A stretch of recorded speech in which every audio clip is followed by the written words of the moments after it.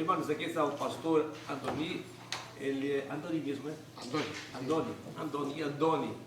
Él es director de la Universidad Global, España, y para nosotros hoy es un honor recibirlo aquí. Amén. Estará ministrando la palabra de Dios en el curso de aquí a algunos minutos. Y ahora va a estar ahí ministrando un enseño introductorio del libro que estaremos estudiando esta disciplina, que es la solución de problemas. Que Dios bendiga a todos los hermanos. Pastor está con la palabra. Que Dios los bendiga en nombre de Jesús. Luego va a estar grabando. Si tú quieres usar el micrófono para... Bueno, mejor. si se me oye bien así, no. Mejor calidad. Bueno, pues buenas tardes. Buenas Señor les tardes. bendiga. Amén. Entonces, hay un pequeñito inconveniente, y es que yo pensé que ya íbamos a tener el libro, y el libro ya está aquí en Orense, pero todavía no se ha entregado, no sé, pero bueno, se envió ya desde Madrid. Hay una guía más que he traído, que tiene el pastor, solución de problemas, y hay 30 más que se van a repartir en esta semana. Entonces bueno, ¿cómo están? Lo primero, ¿bien? Bien. ¿Están contentos? Sí. ¿Animados? Amén. Entonces vamos a dar una pequeña introducción al curso de solución de problemas, sobre todo enfocar en lo que era el primer capítulo, que era como una introducción, ¿no? Esta asignatura, ustedes ya han hecho varias, 7. 7. Está crecimiento espiritual, Algunos 5, otros 4, otros 4. 3. Pero los primeros 7. Bueno, esta asignatura, lo que yo digo es que tiene una carga, tiene un propósito de traer como una carga al final pastoral, el cómo poder ayudar a otras personas, el cómo trabajar con varios problemas, con diferentes asuntos, complicaciones que nos puedan venir, cómo afrontar eso, ¿no? Entonces es una introducción a la consejería. Entonces, a veces hay hermanos y me han dicho cuando han hecho, pero pastor, ¿yo puedo ayudar a otras personas? Le digo, por supuesto. Ese es el plan, que uno mientras va haciendo el curso, primero va a ser ayudado él mismo, porque va a encontrar situaciones que digo, ay, pero si yo necesito esto, pero con esa perspectiva, con esa idea de poder luego ayudar a otros hermanos, ¿no? Otras personas que van a necesitarlo. Entonces, la asignatura tiene 3 partes, y yo quería enfocar sobre todo en la primera. Tenía unos trabajos para hacerlos juntos pensando que íbamos a tener el libro, pero bueno, lo vamos a enfocar a ver cómo lo hacemos. La primera pregunta es acerca de los orígenes de los problemas. ¿De dónde vienen los problemas? ¿De dónde vienen? De la desobediencia. De la desobediencia. Entonces ahí, si vamos a Génesis 3, ahí vemos qué pasó en Génesis 3. Vemos la caída, ¿no? La caída del hombre, y de ahí viene, ¿no? Ahora el alcance de ese daño, al final de esa caída, y lo que se produjo ahí fue algo tremendo, porque es un mundo caído. Vemos un mundo que ha sido tocado por el pecado. Nosotros todos tenemos una historia, ¿no? Antes de conocer al Señor, y no es una historia fácil, no es una historia muchas veces fácil. Yo en Madrid, me imagino que aquí en Orense será igual, ¿no? Tantos y tantos problemas, tantas dificultades, si no es una cosa es otra. Entonces, lo importante aquí, y claro, estaba otra vez pensando que íbamos a tener la guía y íbamos a ir trabajando todos juntos, pero cuando la reciban se van a encontrar con algunas de las ideas que yo estoy compartiendo ahora, ¿no? Entonces, aunque no somos perfectos, y pensando que hay un mundo dañado, un mundo en el que estamos complicado, difícil, lo importante es que aunque fallamos, aunque pequemos, Dios nos ama y nos ayuda a buscar soluciones, ¿no? A todos nuestros problemas. Cuando le confesamos nuestros pecados, nuestros problemas, Gracias. Entonces vemos que ahí hay una dirección, ¿no? Entonces, yo tengo una pregunta. Como no tenemos la guía otra vez, pero yo les voy a lanzar algunas preguntas, ¿vale? Entonces, aunque tengamos todos esos problemas, sabiendo que viene de Génesis 3, doy por hecho que hemos leído Génesis 3 y sabemos el tema de la caída, ¿no? Cómo eso estropeó, cómo dañó ese plan de alguna manera perfecto, porque no era el plan del Señor. Pero lo bueno es que el Señor, en medio de todo, ya tenía otro plan perfecto, ¿no? Que es Jesús, ¿no? Que viene a por nosotros, viene a rescatar, viene a buscar y a salvar lo que se había perdido. Entonces, mi pregunta es, ¿quiere decir esto entonces que nuestros problemas son siempre el resultado de nuestros pecados? Hay problemas que vamos a ver que son por este mundo caído, por este mundo dañado, y otros no. Otros son por nuestras propias malas decisiones, por nuestra propia rebeldía, pero hay veces que vamos a ver que por obedecer a Dios nos vamos a encontrar en problemas también, ¿no? Entonces, muchos de los problemas que afrontamos son el resultado de fuerzas que están fuera de nuestro control, ¿no? En Mateo 24 se nos habla de desastres naturales. Se nos habla de que hay cosas, bueno, no sé si podríamos ir a la palabra, ¿parece? Sí. Muy bueno. Entonces, si vamos a Mateo 24, vamos a encontrar ahí alguna situación. Por ejemplo, podemos leer Mateo 24, del 4 al 9. Dice, respondiendo Jesús, les dijo, mirad que nadie os engañe, porque vendrán muchos en mi nombre, diciendo yo soy el Cristo, y a muchos engañarán, y oiréis de guerras, rumores de guerras.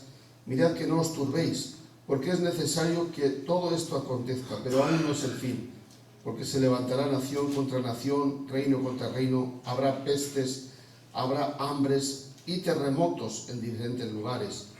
Y todo esto será principio de dolores.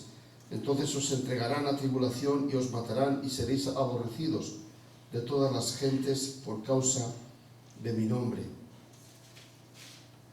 A esto el autor del libro le llama, ¿cuáles son esas fuerzas, ¿no? ¿Qué son esos problemas? Al final hablamos de problemas. Las acciones de otras personas también nos pueden meter en problemas. Decisiones de otras personas que a veces nos salpican a nosotros, ¿no? Ahora, mi pregunta también, otra idea aquí es, ¿decisiones sanas, buenas, correctas, nos pueden traer problemas? Pregunto. Creo que sí, ¿no? Sí. Y ahí podemos pensar, por ejemplo, en Daniel, si podemos buscar en el libro de Daniel, capítulo 3, y del 16 al 18. Podemos leer Daniel, si alguien lo tiene, leeríamos Daniel 3,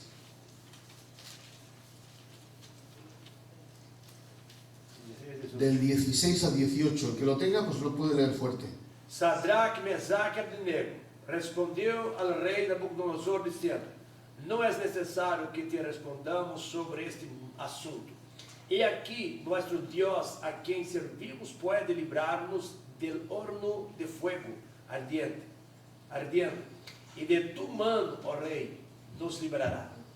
E se não sepas, ó rei, que não serviremos a sus dioses, nem tampouco adoraremos a estátua que has levantado.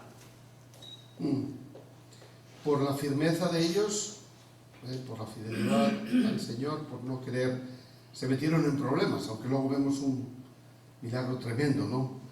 En Pablo, en el apóstol Pablo, vemos también Hechos, ¿puede leer alguien Hechos capítulo 14?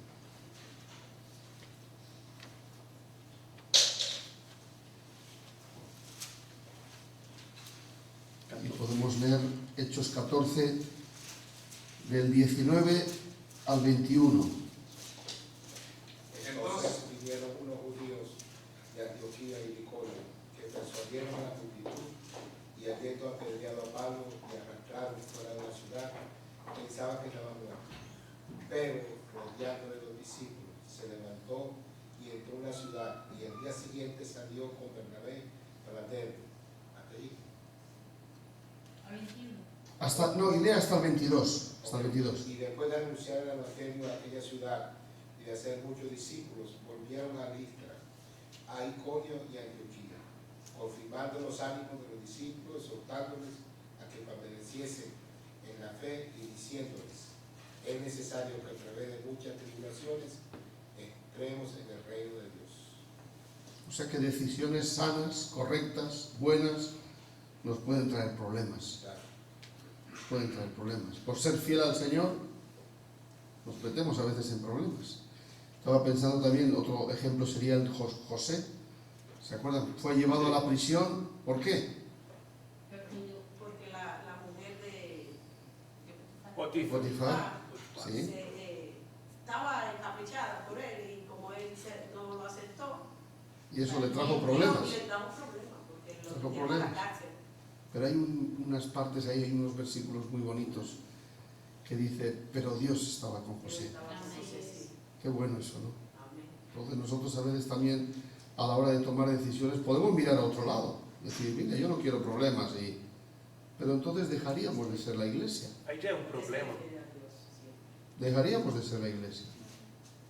La iglesia con sabiduría, con dirección del Señor, pero tiene que ponerse ahí bien claro, ¿no? ¿Cuál es nuestra parte? Nosotros no podemos estar... Por ejemplo, nosotros, voy a poner un ejemplo, estamos trabajando, ayudando a gente que sale de la prostitución, por ejemplo. Hay hermanas que están, ahora ya son convertidas y a veces, por eso digo la palabra sabiduría, tenemos que ser sabios porque ahí te estás metiendo en problemas, con mafias, con gente que no viene a alabar al Señor, sino que son gente que van a destruir, que van a matar, que van a... Pero a veces yo y suelo enseñar y digo a los hermanos, mira, nosotros no sabemos muchas veces cómo hacerlo, pero lo que sí sé es que la iglesia no puede mirar a otro lado. La iglesia tiene que estar con la persona que sufre, la persona que necesita, la persona que está... Porque si no dejaríamos de ser la iglesia. Amén. Gloria a Dios. Entonces, ahora quería preguntarles personalmente, ¿qué decisiones buenas en tu vida te han traído problemas, dificultades? Orar por Orense me trajo problemas. ¿Cómo? Orar por Orense me trajo Orar problemas. por Orense. Me trajo problemas. 3 costillas flotas. Bueno, yo antes estaba en otra iglesia y decía, hay que orar para que se liberen los ángeles, para que Dios no sé qué despeje los ángeles porque hay muchas potestades y tal. Y de alguna manera en ese momento entré en esa pelea espiritual yo solo y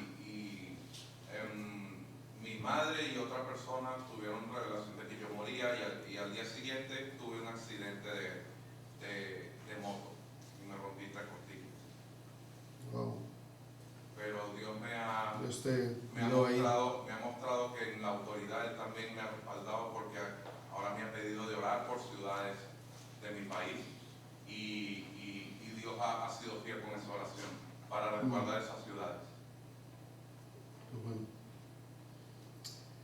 Nadie dijo que iba a ser fácil, pero qué bueno pensar, ¿no? Al final tenemos que pensar a lo que nos llamó Jesús, ¿no?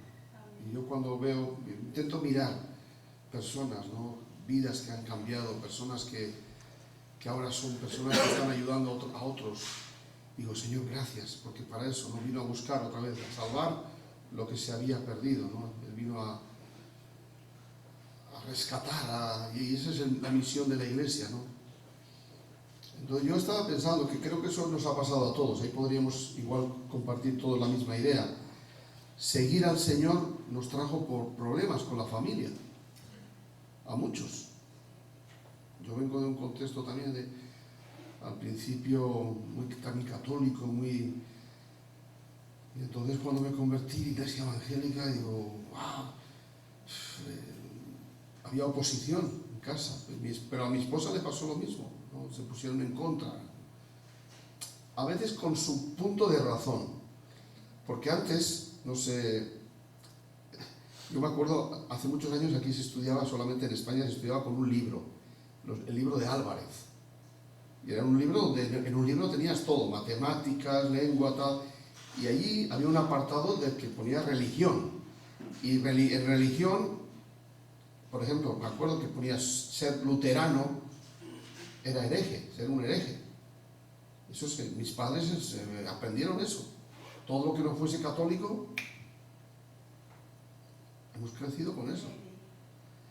Y entonces, cuando antes se veía iglesia evangélica, ahora ya ha ido cambiando, pero antes, iglesia evangélica, secta, ahí está el diablo. Ahí dentro, ahí está el diablo, ahí está. Entonces, porque han crecido en eso. Entonces, a veces hemos achacado, no, porque son los... No, pero hay que entender que ellos vienen con unas maletas, vienen con unas ideas que se les enseñó eso. Fuera de la iglesia católica, estás perdido, ¿no? Ahora, ¿cómo arreglamos eso? Con nuestro testimonio. Nuestro testimonio, al final es lo que va a ir adelante. Si somos cristianos de verdad, si somos serios con el Señor, si amamos la palabra y no os preocupéis que el Señor eso va. Y yo después de muchos años, pues ya tengo, gracias a Dios, ¿no?, en relación con mi familia, he tenido 3 tíos curas y 2 se casaron, ya, pero me queda uno y tengo buena relación con él y bueno, al final todo eso va adelante, ¿no? Entonces hay que entender también, no tiene que ver, y tiene que ver con esto. Jesús era el mejor predicador, era el maestro de homilética, el maestro por excelencia. Jesús sabía dónde estaba trabajando y con quién estaba trabajando. Entonces, ¿se acuerdan? Por ejemplo, yo suelo hablar de las parábolas, por ejemplo, y hay una palabra que suelo usar, ambigüedad con propósito. Jesús lanzaba un mensaje a todos. Pero ¿a quién les explicaba las parábolas? Los discípulos. ¿Por qué? Solo a los discípulos. Porque eran sus amigos. Porque estaban más cerca con Porque él. estaban comprometidos con él. Él estaba Tenían más tiempo con él cerca. Também não era o objetivo, principalmente porque não era o objetivo de Jesus, naquele momento, trazer a revelação da palavra a todos. Porque Cristo tinha que morrer na cruz. Se todos entendessem o Evangelho, por exemplo, não crucificaria Jesus. Por isso que ele dijo, Isaías já profetizou dizendo que Cristo vendria para fazer com que aqueles que viam se tornassem cegos e abrir os olhos dos cegos.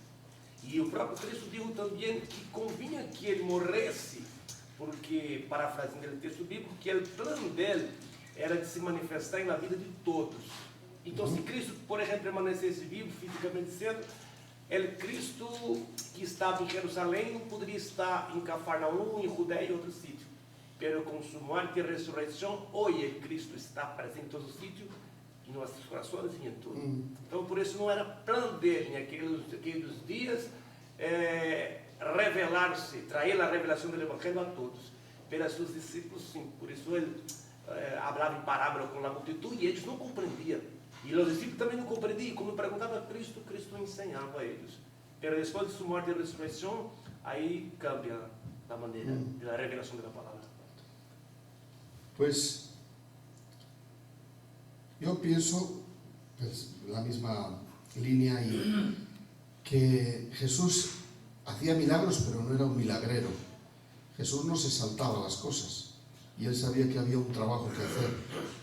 Entonces, cuando digo ambigüedad, el mensaje fue escuchado por todos, pero no todos estaban preparados. Entonces había algunos que estaban muy cerca, que a esos sí les explica, que estamos hablando de los discípulos. Entonces, pensando en Orense, hay un trabajo que hacer. Hay un trabajo que hacer. Si nos saltamos eso, lo único que hacemos es perder tiempo. ¿Y cómo hacemos ese trabajo? Pues dando a conocer, por supuesto, enseñando la palabra, metiéndonos en los asuntos, cómo son los gallegos, cómo son los... conociendo. Y al final, si lo habéis visto, el español, el gallego, y yo creo que es más de relaciones al final, ¿no? La gente tiene que vernos. En todos los lugares es igual. En otros lugares, cuando yo he ido a Centroamérica, el ambiente espiritual es otro. Yo me acuerdo una vez que estaba en Acapulco y me acuerdo que me puse a jugar a fútbol, cuando podía jugar a fútbol. Pero acabé con todos los que estaban jugando, eran mexicanos, que yo les dije si podía jugar, y acabé que ellos estaban todos sentados y yo estaba predicándoles el Evangelio allí. Y con hambre. Yo dije, Señor, esto es como la Biblia. Parece la Biblia, parece que la gente se convierte como... Pero el ambiente, y me imagino que Brasil también, el mundo espiritual, la gente... Y es un poco, ¿por qué estamos nosotros, la mayoría de nosotros, receptivos, ¿no? Venimos de un contexto más abierto al mundo, y en el mundo espiritual hay un trabajo ya hecho. Y en España todavía estamos ahí trabajando en eso, ¿no? Hay gente que está... Se suele decir, ¿no? El primer mundo está en un oasis. En un oasis tú ya no buscas. El agua, lo que pasa es que el agua está envenenada, ese es el problema. Pero en el tercer mundo la gente está en un desierto, todavía buscan. Y yo cuando escucho de testimonios de personas que caminan 2 días para escuchar un mensaje del Evangelio, hasta sin zapatos, pueden caminar 2 días sin vir, porque hay alguien que va a predicar la palabra allí. Digo, ¿qué hambre es ese? Nosotros no tenemos ese hambre. Ese hambre no está aquí. Entonces tenemos que orar por un lado para que, Señor, trae eso. Trae ese anhelo. Imagínate que tuviésemos que poner ahí miles de personas ahí queriendo entrar para escuchar la palabra. Hay lugares donde pasa eso. Ahora, todo pasa también porque nosotros estemos firmes en el Señor. Porque sabemos quién es el Señor. Y hay que cuidar la fe. Porque si no... Entonces, bueno, volvemos al pasaje. Pero bueno, lo de la homilética de Jesús es muy interesante, ¿no? Entonces eso tiene que saber leer, ¿no? Y cómo está la gente. Y no podemos saltarnos. Jesús hacía milagros, pero no era un milagrero. Hay un recorrido, hay un trabajo que hacer, ¿no? Nuestro testimonio. Todo pasa por nuestro testimonio, por nuestra fidelidad al Señor. Al final eso sí que cala. Mi padre, recuerdo que me decía, hijo, cuando me convertí, tú puedes decir misa, pero yo te tengo que ver. Es así. Si nuestro testimonio es bueno, es fiel, es de verdad como el Señor quiere, no os preocupéis, porque el Señor se va a encargar de él. Pero Él no se salta. Él una iglesia que no es sal y luz. De hecho, la palabra ya dice, vosotros sois la sal de la tierra, ¿no? Pero si la sal se desvanece, ¿para qué? No sirve para nada, sino para ser hollada, para ser pisoteada. Entonces, wow, qué responsabilidad, ¿no? Seguir al Señor entonces nos trajo problemas. En mi caso, evangelizar. A veces evangelizas y se te pueden reír. Hablas de Jesús y 1000 cosas lo que nos pueden... Estaba predicando estos días de Nabot, la viña de Nabot. ¿Se acuerdan de Nabot? Sí. En Primera de Reyes 21. Dice la palabra que Acab le quiso comprar. Si podemos ir un momento ahí, podemos ir, Primera de Reyes, capítulo 21.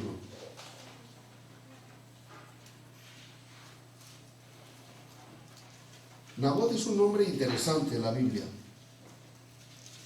porque después de Nabot hay unas palabras que el Señor da con Acab, la casa de Acab, la casa de Jezabel, la mujer Jezabel. ¿Lo tienen? Dice que pasadas estas cosas, aconteció que Nabot de Jezreel tenía allí una viña, junto al palacio de Acab, rey de Samaria. Y Acab habló a Nabot diciendo, dame tu viña para un huerto de legumbres, porque está cercana a mi casa, y yo te daré por ella otra viña mejor que esta, o si mejor te pareciere, te pagaré su valor en dinero. Ahora miren la respuesta de Nabot. Y Nabot respondió a Acab, guárdeme Jehová de que yo te dé a ti la heredad de mis padres. Un momento. Acab, ¿quién era esposa? ¿Quién es su esposa? Jezabel. ¿Era buena o qué era Jezabel? No hay un bicho. Pero Pero Acab era un títere, dice la palabra, que luego más adelante dice que era influenciado, era un monigote, como dice, ¿no? Na Bíblia diz assim que Acabe ele foi pior que seu padre. E diz assim que ele pecou, ele era pecado errado. E mais que isso, casar com Jezabel. Ele tem isso parece que deixa claro. La Biblia. Pecou aún mais por casar com Jezabel do que adorar os ídolos e imagens de escultura. Ahora, fijaros qué interesante. Acab se encapricha con la viña de Nabot. Estaba junto al palacio. Se encapricha. Y él va como una simple compra, ¿no? Dice, dame tu viña para un huerto de legumbres porque está cercana a mi casa y yo te daré por ella otra viña mejor que esta, o si te pareciere te pagaré su valor en dinero. Él no podía hacer esto. Levítico, y hay otros pasajes, a no ser que sean casos de gente pobre, de gente que podía puntualmente ayudar, pero él no podía hacer eso. Lo que voy a tocar ahora un momento es hablar de la integridad y cómo eso le metió a Nabot en un problemón, ¿no? Un problemón hasta dar su vida, porque dio su vida. ¿Y cómo contesta a Nabot cuando le viene a comprar? Dice, guárdeme Jehová de que te dé yo a ti. ¿Y qué le dice? No le dice mi viña, la heredad de mis padres. Entonces yo pensaba, esto tiene una profundidad ahí fuerte. Lo que hemos recibido, hermanos, la familia, la iglesia, pastor, pastora, esto no es bueno, estamos llevando una iglesia adelante, no, estamos hablando de una heredad. Nuestra familia es una heredad. Estaba en el plan del Señor. Uno no es consciente, y hay gente que pasa la vida, como se suele decir, sin pena ni gloria. Pero cuando nos acercamos a Dios y nos vamos metiendo más y más, lo podemos dejar como que no, pero si nos vamos metiendo en la palabra, nos damos cuenta que Dios tenía un plan y todo esto está en su plan. La esposa, la familia, los hijos, la iglesia, a los ojos del Señor es una heredad. Y Nabot le dice, guárdeme Jehová que yo te dé a ti la heredad de mis padres. Ahora, ¿qué es lo que pasa? Dice que Acab vino a su casa, vino triste y enojado, porque la palabra de Nabot de Jezreel le había respondido diciendo, no te daré la heredad de mis padres. Y se acostó en su cama y volvió su rostro y no comió. Y dice que Jezabel, cuando lo ve, le dice, ¿pero qué te pasa? ¿Por qué estás así? Y dice, porque Nabot no me vende la viña, no me la da. Y dice, ¿cómo? ¿Que no te la da? Y ahí ya se nos revela algo del trasfondo de uno y de otro. Hasta cierto punto, Acab mantiene una integridad ahí, porque estamos hablando de que la parte de Dios, la parte de Acab representa, aunque era corrupto y era un hombre malvado, pero representa a Israel, representa al pueblo de Dios, representa mal, pero la representa. El trasfondo de Jezabel es del mundo fenicio, donde los gobernantes eran, como digo, un tipo Putin. Hacen lo que quieren, ¿no? Y por eso le dicen, no eres tú el que gobierna aquí. O sea, tú puedes hacer lo que te da la gana, es lo que le viene a decir Jezabel. ¿Quién es este hombre para que te diga que no? Y de hecho le dice, ¿eres tú ahora rey sobre Israel? Levántate, coma y alégrate, porque yo te daré la viña de Nabot. Ahora volvemos a cómo se encontraría en este momento Nabot, sabiendo que Jezabel es la esposa de Acab y que le ha dicho que no a la viña. Y volvemos un poco al pensamiento de antes. Si la iglesia no es la iglesia, ¿cómo afrontamos los problemas? Podemos decir, mira, yo no quiero problemas, apaga y vámonos. Podemos hacer eso. Pero Nabot dice, no, yo no te voy a vender la viña. Y ahí se mantiene. No te la puedo vender, no te voy a dar la heredad a mis padres. Entonces yo ahí pensaba no vender las cosas de Dios, hermanos. Lo que hemos recibido del Señor, que hemos recibido mucho. ¿Cómo venderíamos las cosas de Dios? no manteniéndonos íntegros. Se não o hace assim como Nabote, se ele tivesse vendido, dado ou cambiado, trocado a vinha com Acabe, ele não teria problema com Acabe, ele teria com Deus. Aí o problema seria mais grave aún. Claro, eso es. No, y podía haber dicho, mira, yo no quiero Jezabel, toma la viña, déjame de problemas, pero no lo hace. ¿Y qué es lo que pasa? Que levanta falsos testigos, dice, hombres perversos, dice, que levantan testimonio contra Nabot. Lo apedrean y Nabot muere. Y entonces le dice Jezabel, dice, cuando Jezabel oyó que Nabot había sido apedreado y muerto, dijo a Acab, levántate ahora, toma la viña de Nabot de Jezreel, que no te la quiso dar por dinero, porque Nabot no vive, sino que ha muerto. Y oyendo Acab que Nabot era muerto, se levantó para descender a la viña de Nabot de Jezreel para tomar posesión de ella. Y ahora viene otro apartado, a partir del 17. ¿Quién está viendo todo esto, hermanos? ¿Quién ve todo? ¿Quién es el que está por encima de todo? Dios. ¿Y Dios qué ve? Hay un hijo suyo, de alguna manera, hay un hombre íntegro, un hombre fiel, que no cedió, que ya no está, porque había ido con la presencia del Señor. Y entonces Dios, ¿qué profeta encontramos ahora? El profeta Elías. Y Dios le da una palabra a Elías, le dice, Elías, corriendo a la viña. ¿Quién está en la viña ahora? Acab. Acab está frotándose las manos y dice, bueno, ya, la viña es mía. Y hay una palabra fuerte, porque a Elías le dice, se acabó tu historia. A tu esposa se la comerán los perros, Jezabel. Y a ti, igual. Tu descendencia, habla de la descendencia, terrible, ya se acabó. Y hay un pequeño un amago de arrepentimiento, pero ya la palabra estaba dada, ¿no? Acá como que se quiere arrepentir ahí, pero ya estaba dada la palabra. Y la palabra se cumple, porque luego los profetas van sabiendo, los reyes sabían la palabra, porque Elías representa a un hombre ahí, la voz de Dios, y ellos lo sabían.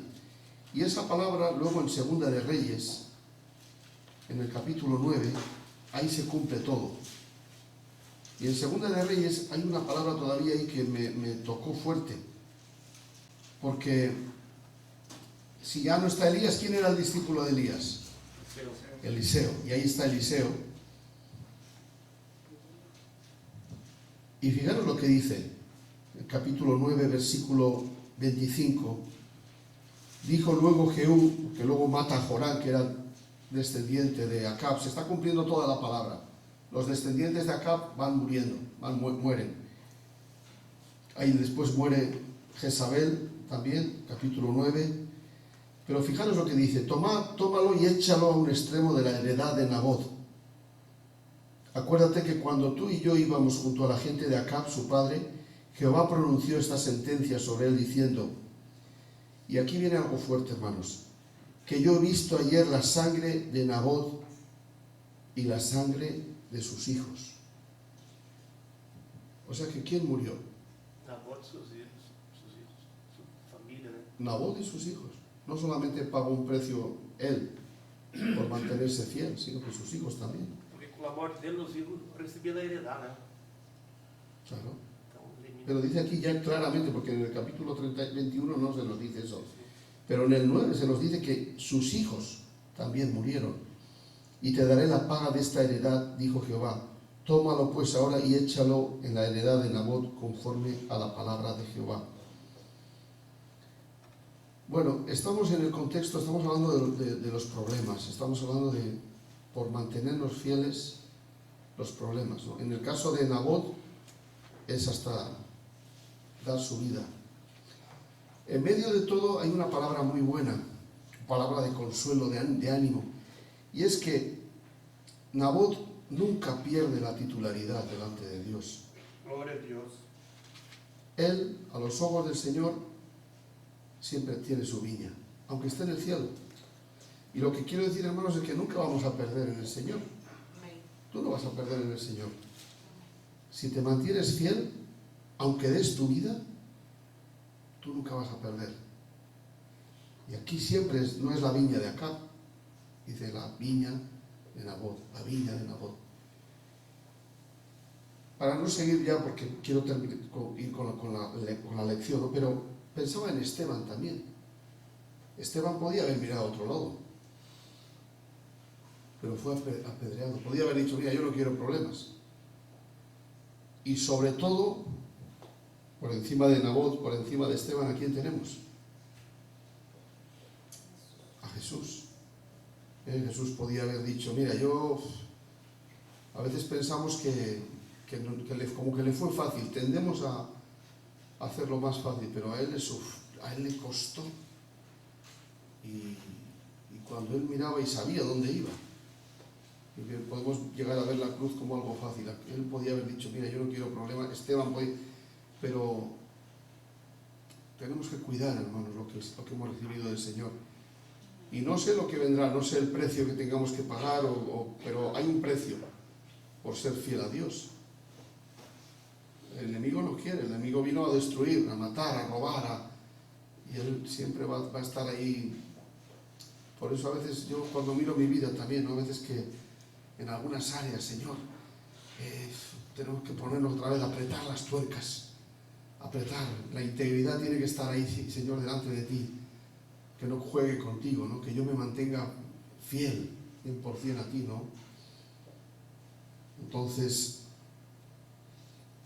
los problemas a veces nos pueden venir justo por eso, por mantenernos fieles. La palabra que mencioné, si la pueden leer luego en casa, Primera de Reyes 21 y luego Segunda de Reyes 9, se van a dar cuenta de la historia completa, ¿no? Si leen la historia de Nabot, es una historia interesante.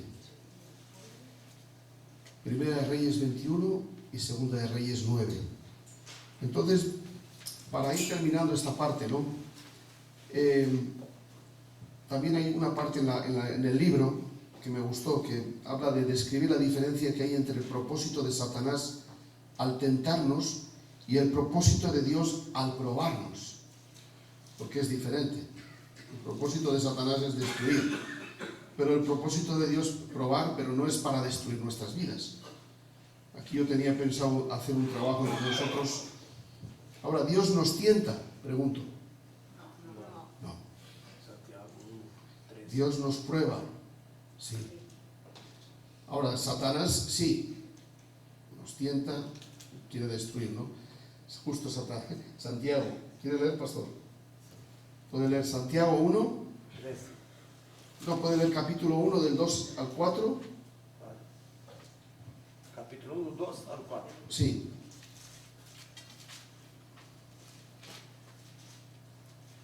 Vale.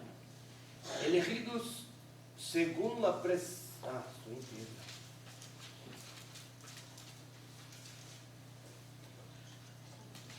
Santiago 1. 2 al 4. Hermanos míos, tened por sumo gozo cuando os halléis en diversas pruebas, sabendo que la prueba de vuestra fe produce paciencia, mas tenga la paciencia su obra completa, para que seáis perfectos y cabales, sin que os falte cosa alguna. Y luego del versículo 12, capítulo 1 todavía. Bienaventurado el varón que soporta la tentación, porque cuando haya resistido la prueba, recibirá la corona de la vida, que Dios ha prometido a los que le aman. Hasta el 17, ¿puede leer todo? Cuando alguno es tentado, no diga que es tentado de parte de Dios, porque Dios no puede ser tentado por esto, por el mal, ni el bien tenta a nadie, sino que cada uno es tentado cuando de su propia concupiscencia es atraído y seducido. Entonces, la concupiscencia después que que ha concebido da luz al pecado, y el pecado, siendo consumado, da a luz la muerte. Amados hermanos míos, no erréis. Toda buena dádiva y todo don perfecto desciende de lo alto, del Padre de las luces, en el cual no hay mudanza ni sombra de variación. El que de su voluntad nos hizo nacer por la palabra de verdad, para que seamos primicias de su creación, o de sus criaturas. Entonces, quiere quedar claro, Dios no nos tienta, Dios nos prueba, ¿no?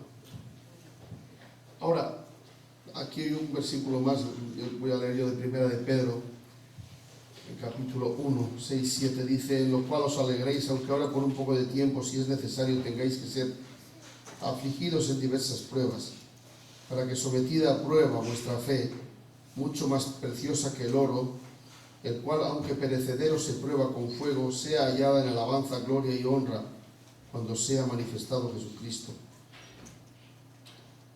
La fe va a ser probada. Entonces también es importante que diferenciemos una cosa, el don de la fe, el regalo de haber conocido a Jesús. Dice la palabra que es un don. Jesús dice que es el autor, ¿no? El consumador. Pero otra cosa es la vida de fe. Y a veces ahí no pasamos, nos quedamos en el don. Y dirá, ay, ¿por qué me vino esto? ¿Por qué me pasó esto? ¿Por qué no? La fe va a ser probada. Como cristianos recibimos al Señor como un regalo, un don, el nuevo nacimiento. ¡Wow! Pero luego la vida cristiana, por eso vamos a Hebreos 11, por eso es importante que nos alimentemos y sintonicemos, nos alineemos con esos hombres, ¿no?, de la palabra. Hebreos 11 nos habla de quién, de los héroes de la fe. ¿Y fue fácil para ellos? No, pero ahí cuidaron otra vez, hablamos de cuidar, estamos hablando mucho de cuidar lo que hemos recibido del Señor, de no vender, ¿no?, de no jugar. Ahora, en 1 Corintios 10, 13, ¿alguien puede leer? 1 Corintios, fuerte. 10, 1 Corintios, versículo 13.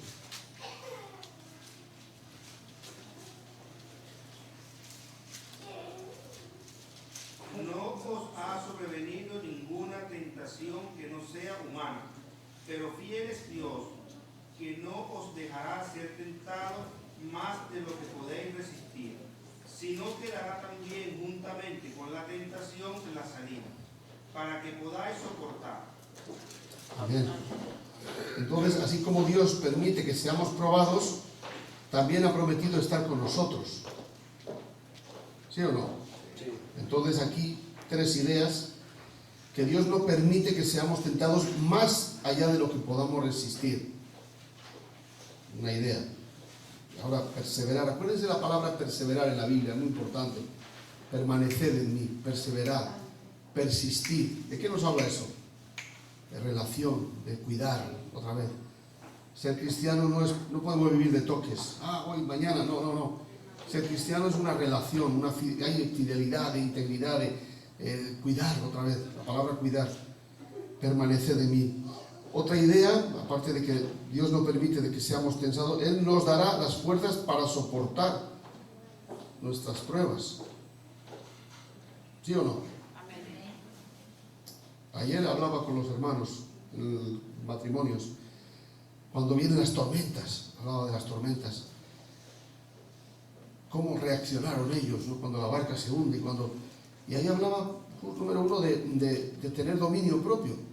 Pase lo que pase, pedir al Señor dominio propio. No puede ser que, porque el Señor está cuidándonos, está ahí, aunque no, Jesús nunca se bajó de la barca, aunque estaba dormido.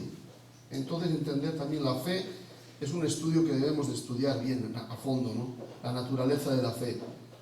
Cuando parece que Jesús está dormido, ¿dónde está en mi vida? Yo no le siento, ¿dónde estás? Él está ahí. Pero a veces la fe, por eso dije, ¿no?, una cosa es el don de la fe, otra cosa es la vida de fe. Y ahora estamos en esa parte, ¿no?, en la vida de fe. Entender bien, Señor, ¿cómo trabajas tú? Tus matemáticas. Yo no entiendo las matemáticas de Jesús a veces. ¿Cómo trabaja Él? Y hay otro punto más, Él dará juntamente con la tentación la salida. No te deja ahí tirado, búscate, no, Él dará. Entonces, los dos objetivos, ¿no? Como acabo de mencionar, propósitos son totalmente diferentes. Satanás es destruir. Juan 10:10, que es muy conocido, el diablo vino para robar, matar y destruir. Pero yo he venido para que tenga vida y vida en abundancia. Amén. Tenemos que armarnos de ese pensamiento, ¿no? Señor, gracias, que tus planes son buenos. Glória a Deus. Tú no tienes cualquier cosa para tus hijos, tú tienes lo mejor para tus hijos. Aunque no lo entienda ahora, sé que tú tienes y ir en esa dirección siempre, ¿no? Y el propósito de Dios es de bendecir, de crecer.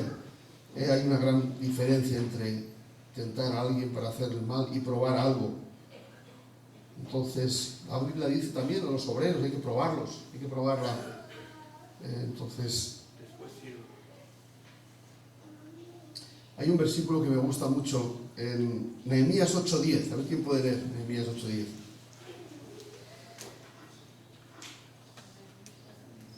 Pensando en las cosas que nos vienen, hermanos, tenemos que armarnos de esto.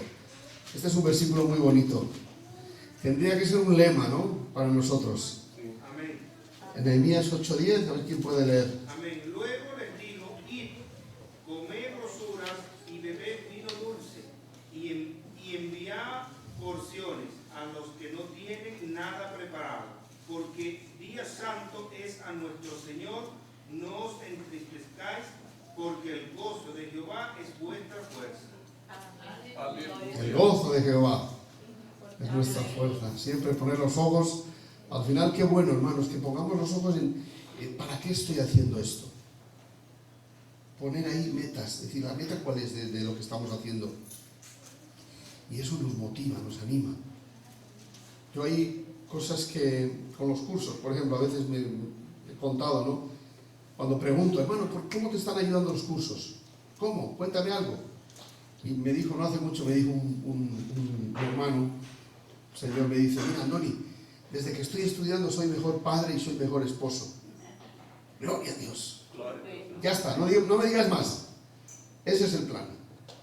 Si conseguimos eso, mejores esposos, mejores familias, ya.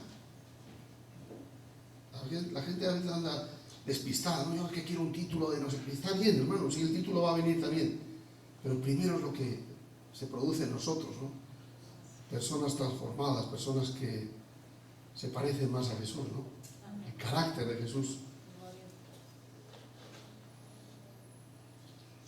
Estaba con un copastor en Madrid y yo llevo tiempo tratando con él, pero no sabía cosas de él. Y Jorge, y un día me dicen, no, yo tengo joven. Y yo creo que me dijo, tengo 12 hijos. ¿12 hijos? Jorge, ¿dónde vas? 12. ¿Dónde vas? Yo digo, Jorge, ¿qué? Y luego me dijo, no, y de 4 mujeres diferentes. De 4 mujeres. Y digo, Jorge, ¿pero qué has hecho? Pero nos reímos, pero el hombre no se reía, el hombre estaba bien roto. Dice, eso fue mi vida pasada. Le dije, bueno, tienes un peligro tremendo, Jorge, ¿eh? Pero ahora se ha casado y ya dice, ya. Por eso hay un antes y hay un después. Yo lo que haya antes, hermanos, todos tenemos maletas, todos tenemos historias, todos tenemos un cuento feo, triste, todo lo que quieras. Pero una vez que le conoces, ya tenemos otro rumbo, ya tenemos una dirección. Amén, amén. De cerrar, sal y luz. Y entonces cuando alguien me viene y me dice, mira, si es antes, lo que no puede ser estando en el Señor. Cuidado, ahí sí que lo jugamos, ¿no? Y a veces las soluciones no son fáciles, porque uno ya viene con, imagínate, este hombre tiene que un montón de hijos, y en eso se encarga el Señor. Ya cuando nos ponemos cara a cara con Él es especialista en arreglar cosas, ¿no? Él es, como dice, MacGyver, ¿no? Él sabe arreglar todo. Él sabe arreglar todo. El Señor se encarga. Pero cara a cara con Él, no jugando ya, ¿no? Lo que viene de edad, mira, antes, pero ahora ya, fieles, ¿no? Y lo último que voy a decir, porque esto es un poco el resumen del capítulo 1, ¿no? Una introducción al origen de los problemas, y luego estudienlo a fondo. Van a sacarle petróleo a este curso, van a disfrutar con este curso, hermanos, de verdad. Y van a ayudar a mucha gente. Entonces yo pensaba también en un grupo que es una semisecta. Algunos dicen que para mí es como una medios... Y en Madrid están, y el pastor los conoce, y algunos de ustedes también los conocen. El lema de ellos es: pare de sufrir. ¿Sí? Pare de sufrir. En Madrid están, pare de sufrir. Ahora, uno cuando ve ese cartel dice: pare de sufrir, yo voy ahí. Pero ¿dónde vas a encontrar en la Biblia eso? Tiene como lema: pare de sufrir. Pero en la palabra de Dios no encontramos eso.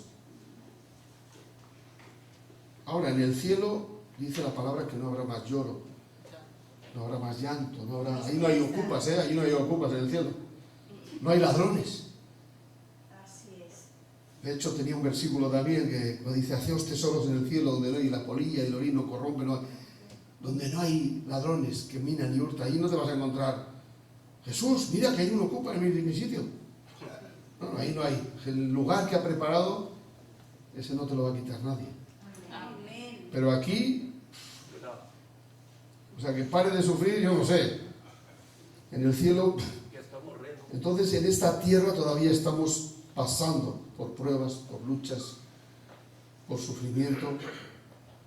Para estos hombres que hemos mencionado, para Nabot, para Esteban y sobre todo para Jesús, ¿no? Imaginaros. Por eso, hermanos, el sufrimiento tiene un sentido muy profundo. Solamente cuando pasamos por ese momento que el Señor permite en nuestra vida, podemos aprender y crecer de una manera que de otra manera no se puede. ¿Por qué lo quiso así? Bueno, hay preguntas. Yo tengo preguntas al Señor, podría saberlo, no sé. Pero lo que sí sé es que el Señor es bueno, y que lo que sale, lo que todos estos hombres, por mantenerse fieles, ¿no? Y luego valorar también el trabajo de estos hombres también. Apreciar lo que está pasando en la iglesia a nivel mundial, ¿no?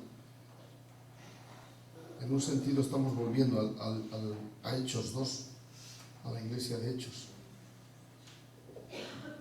Si no, la iglesia no sería la iglesia. El modelo es el de Jesús. Yo estuve en una reunión con una hermana coreana del norte. Lo que digo ahora es para poder de alguna manera apreciar, ¿no?, lo que hacen otros hermanos por mantenerse fieles. Esta hermana de Corea del Norte pasó por 9 campos de concentración.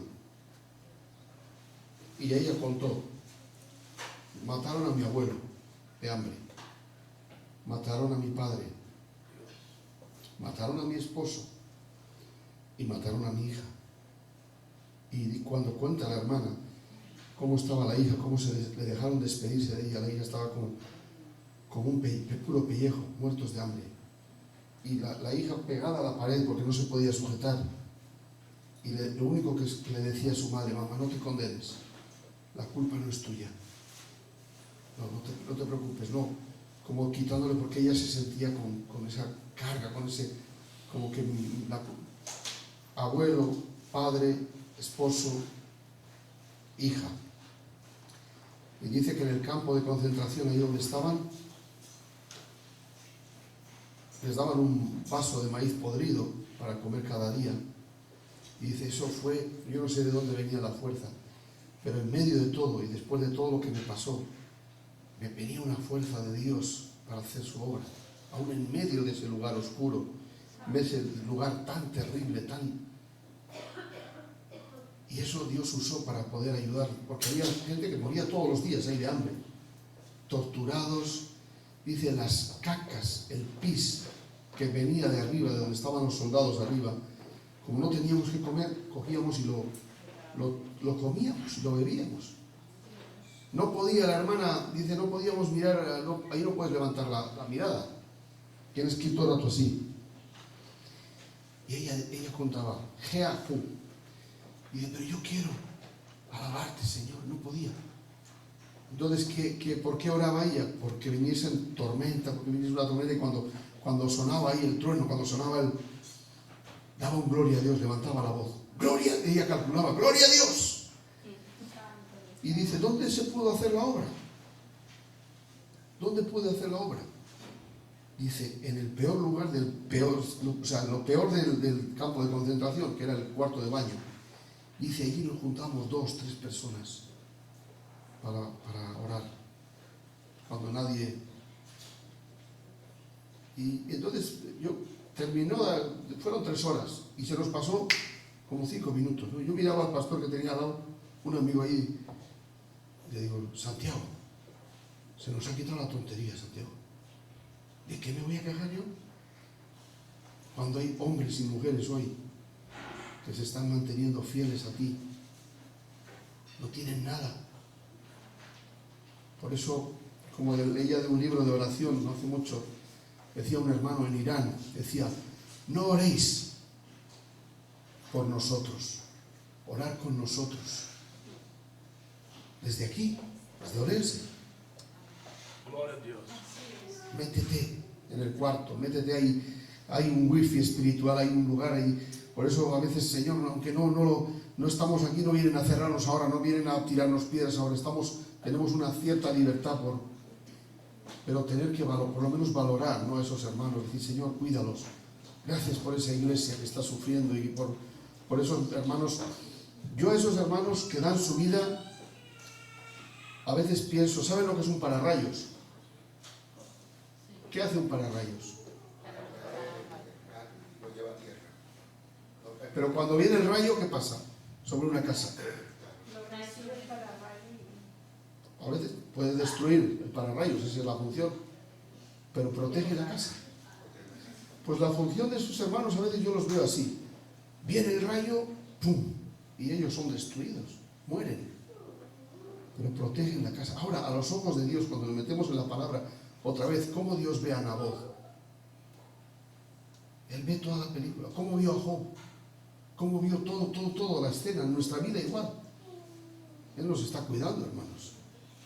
Y si algún día permitiese algo en nuestra vida, de tener que dar la vida, por eso también tenemos que orar, es decir, darnos las fuerzas para no negarte, para no mirar a otro lado y escaparnos, sino, Señor, yo quiero ser fiel a ti. Pues el sufrimiento, tenemos que estar con los que sufren, llorar con los que lloran. Esa es la iglesia. Y gozarse con los que se gozan también. A veces uno puede estar como pastor, como pastores. Estarás con una hermana que ha tenido un niño por la mañana y estarás enterrando a alguien por la tarde. El ministerio, la vida cristiana tiene esas dos partes. Y lo último que voy a decir, hay un cuadro de un Rembrandt, creo que era en Bruselas o en Ámsterdam, y se le ve al profeta Jeremías sembrando y llorando a la vez. Y la obra de Dios tiene siempre esa parte. Estamos sembrando porque vidas son transformadas, son sacadas del infierno, pero por otro lado hay una carga ahí, ¿no? Hay un gozo por ver vidas cambiadas, pero hay un peso también, igual que cuando habla del rollo, el rollito que produce ahí, primero gozo ahí, pero luego es una carga, hermanos. Llevar las cargas de otros, ayudar a otras personas, meterte en situaciones, y este curso les va a preparar para ayudar a otras personas, pero no son situaciones fáciles a veces las que vamos a afrontar. Me llamó hace unos días, 2 días, una hermana, bueno, no es hermana, pero está en camino, que quería hacer un curso. Ella estaba queriendo, pero yo la notaba como ahí a la defensiva, ¿no? Y empecé a hablar con ella y digo, mira, el propósito que va a hacer el curso, yo no busco título, eso viene después. Lo que quiero es que disfrutes de la palabra, disfrutes del Señor, te enamores de Jesús. Y luego me dijo, yo claro, después de estar un rato hablando, que ya me conocís un poco, hablando con ella, de Cuba, una chica de Cuba. Dice, no, mi mamá me estaba animando y me dice, porque y ya empezó a abrirse. Me dice, mi padrastro me violó con 7 años.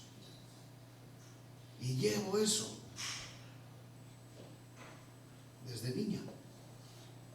Y fui a la iglesia y no encontré. Era yo, encima la mala era yo. Entonces, bueno, ya hay una madre, yo sé que su madre está orando por eso.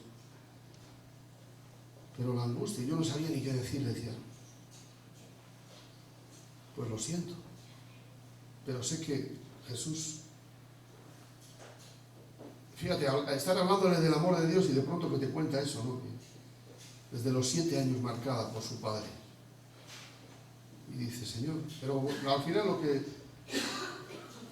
lo que llegamos, ¿no? Dice, mira, el Señor coge vidas rotas, destrozadas, marcadas por el sufrimiento y nos hace ser de bendición, de ayuda para otros. Dice, tú vas a poder ayudar a mucha gente, seguro. Vas a poder. Hay cada drama, hermanos. Cada situación que nos vamos a encontrar. Por eso también preparémonos. Conozcamos más la palabra, conozcamos más al Señor, porque el Señor va a usar eso a las personas que necesitan, ¿no? Bueno, pues ánimo, Señor os bendiga. Y vamos a la palabra ya en un ratito. Ahora terminamos esta parte. Sí. Ahora empezamos la voz y tal. Muy bien, pues que Dios os bendiga. ¿Me dejáis orar un momento? Gracias, gracias.